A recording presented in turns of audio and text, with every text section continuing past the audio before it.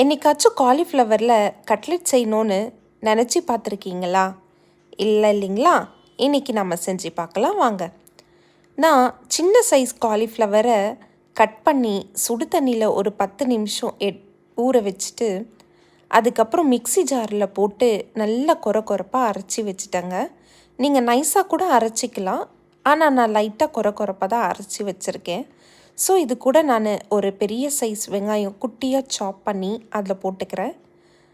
அதுக்கப்புறம் கொத்தமல்லி, கருவேப்பிலை, ஒரு சின்ன சைஸ் பச்சை மிளகா குட்டியாக நறுக்கி போடுங்க.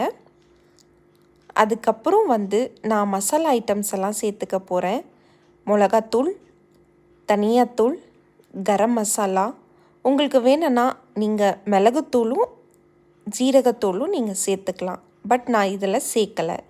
லைட்டாக டேஸ்ட்டுக்கு உப்பு சேர்த்துட்டு இதுக்கப்புறம் நான் 2 ஸ்பூன் அரிசி மாவும் 3 ஸ்பூன் கடலை மாவும் சேர்த்துருக்கேங்க. இதுதான் நம்மளுக்கு டேஸ்ட் கொடுக்கும், அப்புறம் அந்த கெட்டியான பதமும் நமக்கு கொடுக்கும். இது போட்டு நான் நல்லா மிக்ஸ் பண்ணி விட்டுக்கிறேன். உங்களுக்கு தேவைப்பட்டால் நீங்கள் முட்டையும் போட்டுக்கலாம், பட் நான் இன்றைக்கி முட்டை யூஸ் பண்ணலை, அப்படியே தான் செய்கிறேன். ஸோ இதை நல்லா பிசைஞ்சு விட்டுக்கோங்க, தண்ணியெல்லாம் ஊற்றாதீங்க. ஏன்னா நமக்கு காலிஃப்ளவரு அந்த 10 நிமிஷம் தண்ணியில் ஊற வச்சதே லைட்டாக அந்த வெட்னஸை கொடுக்கும் உங்களுக்கு. ஸோ அந்த ஈரப்பதத்துலேயே நீங்கள் நல்லா பிசைஞ்சு விட்டுட்டு நல்லா அந்த கெட்டியாக கட்லெட் செய்கிற அளவுக்கு அந்த கெட்டினஸ் எடுத்துகிட்டு வந்துடுங்க.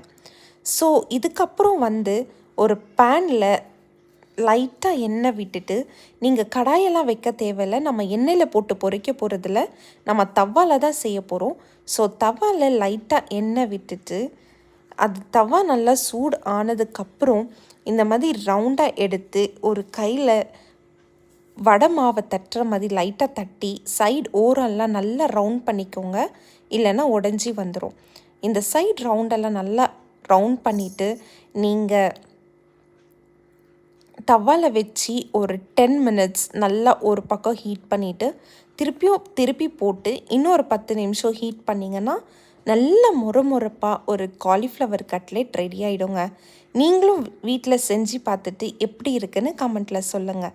ட்ரை பண்ணி பாருங்கள், மிஸ் பண்ணிடாதீங்க.